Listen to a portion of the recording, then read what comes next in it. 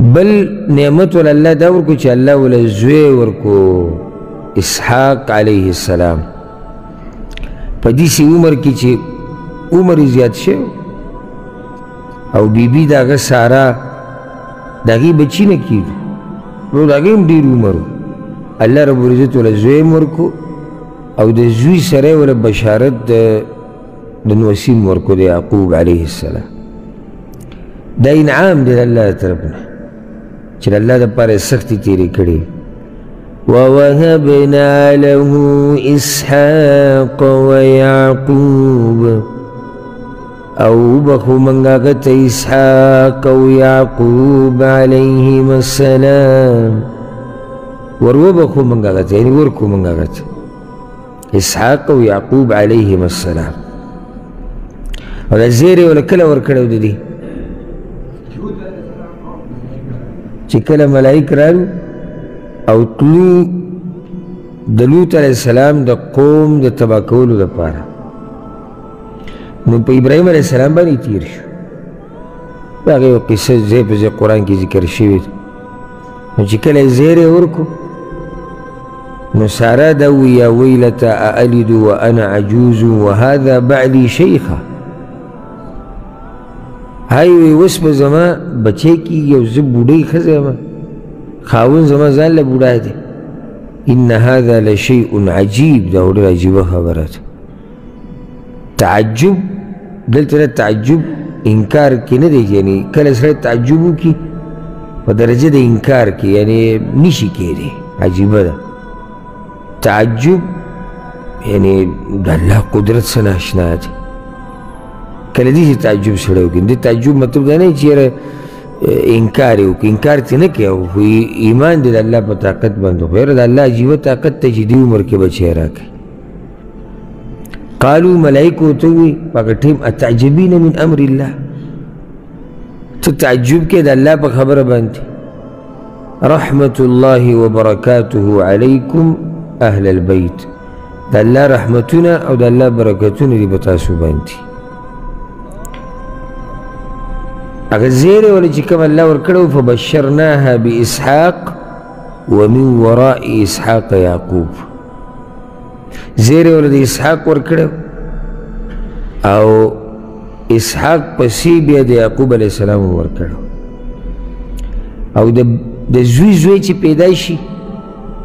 د دې خوشحالي د زوی د پیدا کېدو نه زیاته ګورئ دې کې به څه وجه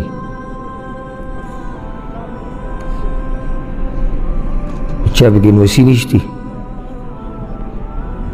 ولي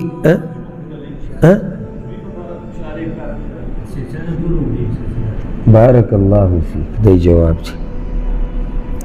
نسب سلسله او خاندان پاتې کیږي په دې سړی خوشحالیږي اول ګوره سړی خپل بچي ته ولې خوشحالیږي یعنې د دې سړي ذکر په دنیا کې پاتې شو او د ده نه مخکې سلسله ځي خو چې سړی ژوندی او په خپل ژوند کې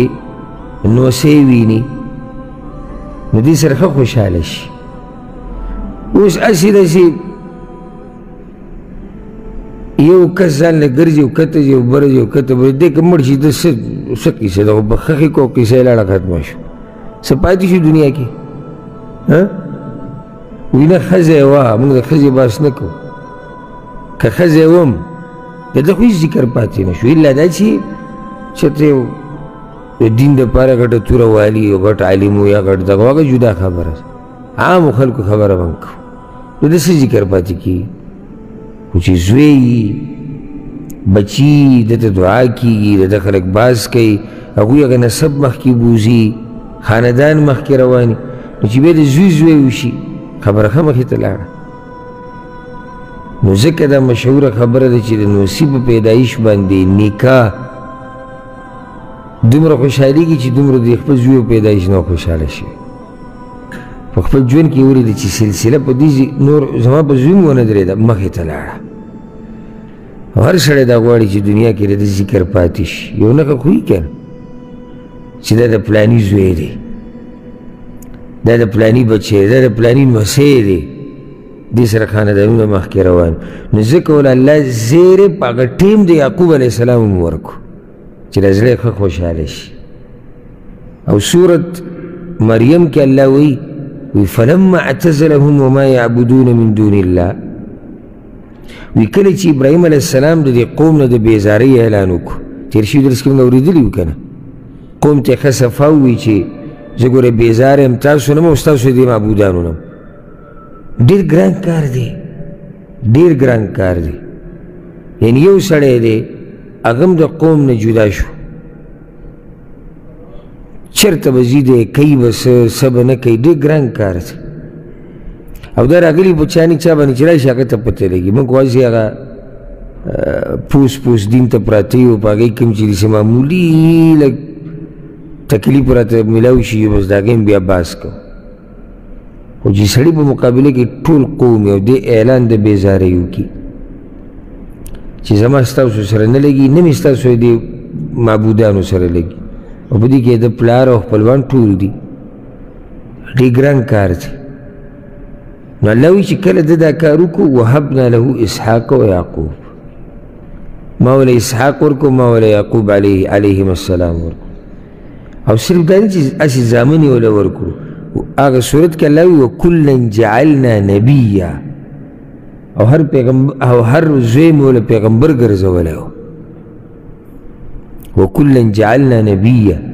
نو دلته فایده دا چې بچي خو هر سړی غواړي خو هغه بچی غواړي چې هغه نیک عمله وي صالح وي که نه هسې سرونه خوښوي سړي چېرې کور کې سرونه ډېري